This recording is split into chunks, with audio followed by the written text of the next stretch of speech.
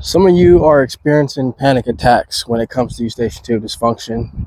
This particular situation used to be hard to talk about in film, but as I've grown and as I've gotten through all of those moments, it's becoming much easier to discuss the panic attack and what to do when you have them, because a lot of you are probably getting those, but not sure why you're getting those. And you're probably wondering, is this related to what I'm dealing with eustachian tube dysfunction, or is just a phase I'm going through in life? Well, it could be both. But if you have eustachian tube dysfunction, which is why I'm doing this video, I want all of you to rest assured that you're not alone and it's a part of the process. Unfortunately, it's a really dry, gray, tainted area when it comes to this condition, and it's not very well talked about. You'll go to dozens of appointments, you'll see tons of physicians, professionals, and they'll most likely not mention that this may be a part of what you go through. You're going to go through this and you're going to assume that it's not a part of the whole ETD experience, and you're probably going to maybe panic a little bit and get a little bit more exhausted of the process, and may even just be so out of sorts that you don't know what's wrong with you, basically. This video is to really encourage all of you out there. There are no edits in this video. Everything's going to be shot in one take. All the stuttering, the pausing, everything is all going to get put into this video today, because I really woke up and just decided to give grace to the fact that I no longer have to deal with that anymore. Some of you are still going through it. Some of you have yet to go through it. And I just want all of you to know that if you are going through it, know that it's not an experience that's going to last forever. It's not going to last the entire duration of your struggle with eustachian tube dysfunction. It's a struggle that's happening right now where you are, but there's a couple of things you can do to minimize it. And the first step, and I'm going to give you it right now, is to be aware that it's a part of the process. Be aware that it's possible that it may happen to you.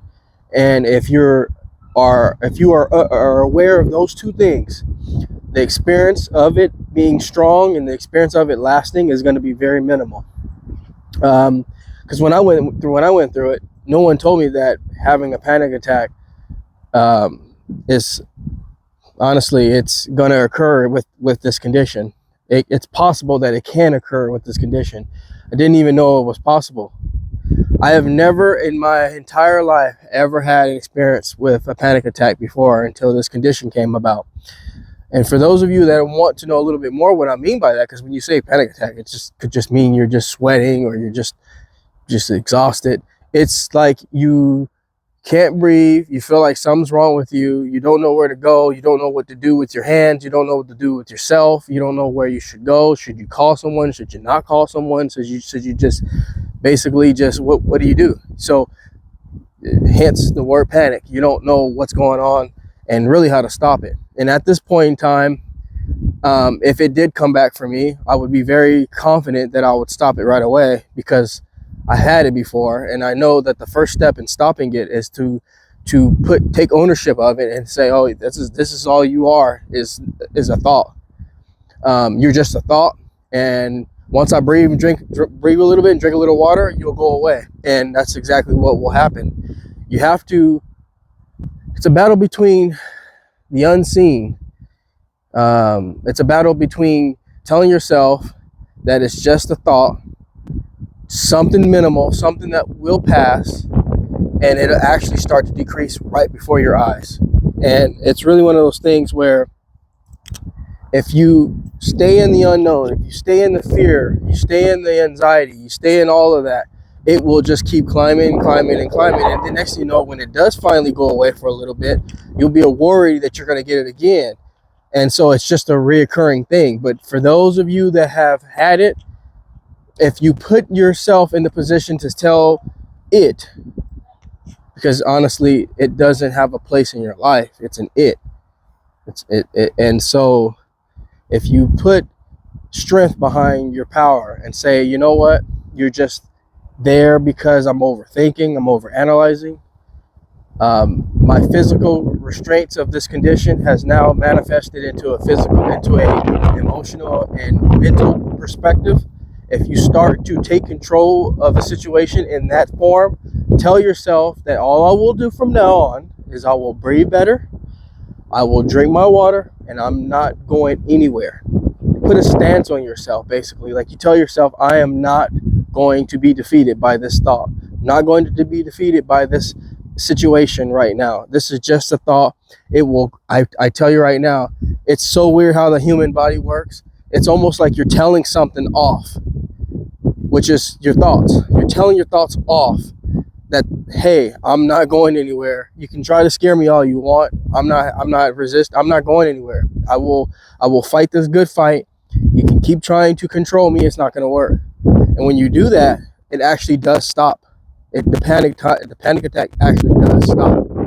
And if you are in the midst of having one right now, or you're about to have one, or you've had one, and it's all related to the conditions of eustachian tube dysfunction and issues with the ear, I'm gonna tell you right now, it's good to not have this condition and be the unknown. It's good to not be the guinea pig of this condition, because it'll really make you feel like, this is the most weirdest thing that I was ever diagnosed with, because there's not a lot about it. This really just, it's one of those things that, this is why I devote a lot of my time to this problem, because it's not really well talked about. And I don't want people to go into this dark alleyway thinking that, it's not a big deal, and then they get into the situation, and then they almost question their own strength, because they feel like if no one's talking about it, then it's minimized. It's a small feat. I should be able to defeat this, but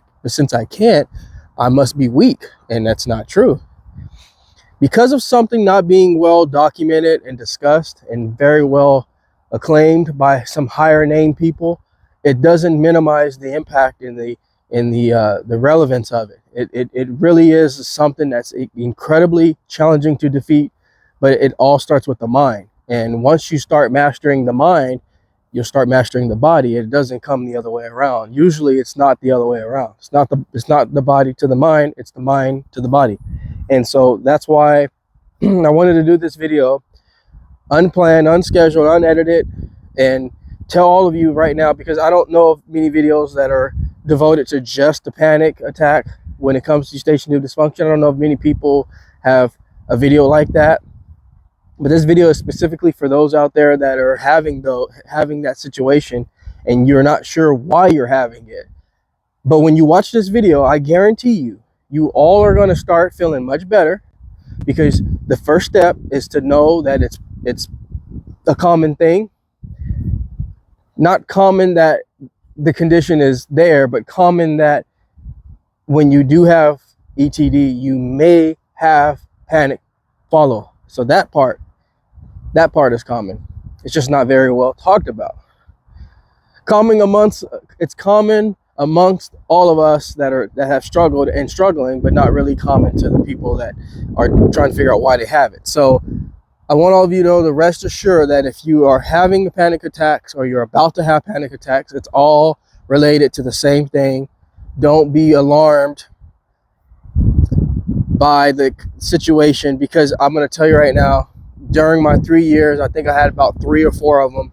And it is a very scary situation, because you don't really have a lot of control over what's going on around you or what's going within you. But I will tell you that the first step, again, for all of you out there, is to gain control of your mental aspect, gain control of your mindset. Tell yourself, I am okay, I'm going to get through this. Remember, I watched this video, this guy said, hey, you just got to breathe, drink some water. Those are the 2 things that I did. Breathe, be mindful of your breathing. So literally breathe. Don't just exist, actually try to breathe. Like, through the nose, out the mouth, okay? You got to do that at least 4 or 5 times, more if you can. I know when you're dealing with panic attack, it's hard to go to survival mode to those things right away. It's practice. So the first step is when you first think you're going to have one, because most people know when they're about to have one. It comes very slow and gradual.